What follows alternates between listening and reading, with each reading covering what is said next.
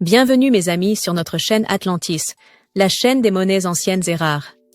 Profitez mes amis de la vidéo d'aujourd'hui, car elle est très importante. Liste des erreurs rares sur le penny Lincoln de 1989. Les pennies de 1989 présentant des erreurs de frappe ont une valeur supérieure à leur valeur nominale, et posséder une pièce erronée, quel que soit son état, est un rêve pour beaucoup. Parfois, les erreurs sur les pièces sont très faciles à repérer, d'autres fois, il faut bien connaître les caractéristiques et le design de la pièce pour déceler une irrégularité. Le penny de 1989 présente des erreurs intéressantes survenues lors de sa frappe. N'oubliez pas que l'ampleur et la rareté de l'erreur déterminent la valeur de la pièce. Examinons quelques-unes des erreurs du penny de 1989.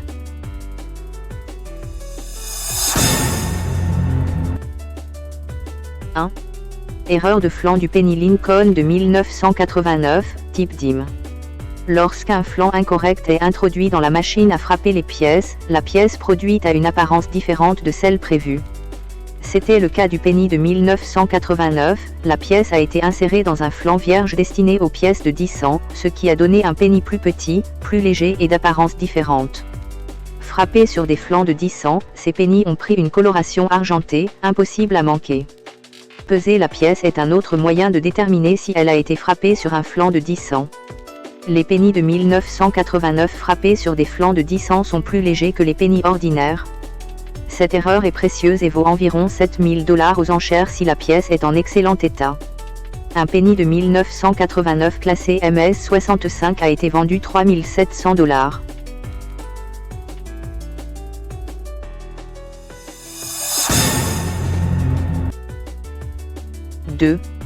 Erreur de décentrage du penny Lincoln de 1989. L'erreur de décentrage est un défaut de frappe qui se produit lorsque la pièce n'est pas correctement centrée lors de la frappe. Le motif apparaît alors décentré par rapport au bord de la pièce. L'erreur de décentrage peut être plus ou moins importante, allant d'un léger décentrage à un décentrage significatif. La valeur d'une pièce décentrée dépend de l'ampleur de l'erreur. En 2021, un penny décentré de 20% a été vendu aux enchères pour 890 $, tandis qu'un penny de 1989 en excellent état, présentant un décentrage de 10%, a été vendu 200 $ sur eBay.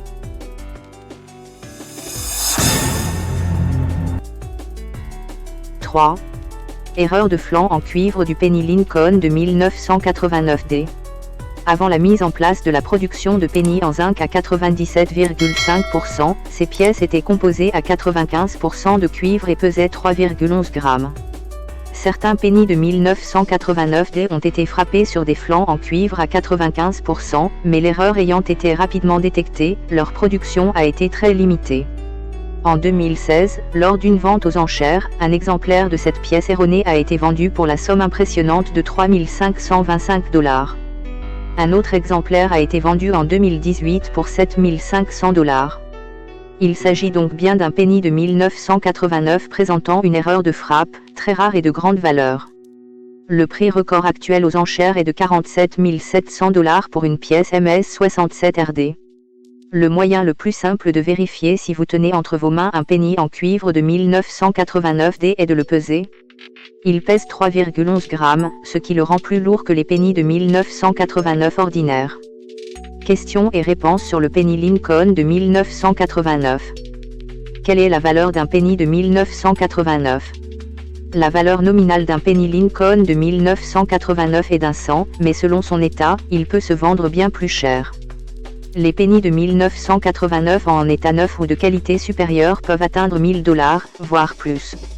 De plus, s'il s'agit d'un penny de 1989 avec une erreur de frappe rare, sa valeur vous surprendra.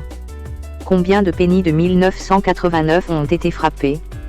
Plus de 12 milliards de pennies de 1989 ont été frappés dans les 3 ateliers américains, Philadelphie, Denver et San Francisco. Compte tenu de sa grande quantité, le penny de 1989 n'est pas considéré comme une pièce rare. Quelle est la composition du penny Lincoln de 1989? Le penny Lincoln de 1989 est composé à 97,5% de zinc et à 2,5% de cuivre. Comment déterminer l'état d'un penny de 1989? Le moyen le plus simple de déterminer l'état d'un penny de 1989 est de l'examiner visuellement. les exemplaires qui conservent leur couleur rouge sont les plus précieux. Recherchez ensuite des rayures et des imperfections, les pièces non circulées ont un aspect plus net et plus précis. C'est encore mieux quand on découvre que sa pièce d'1 centime de 1989 est une pièce erronée, car on la revendra assurément plus cher que sa valeur nominale.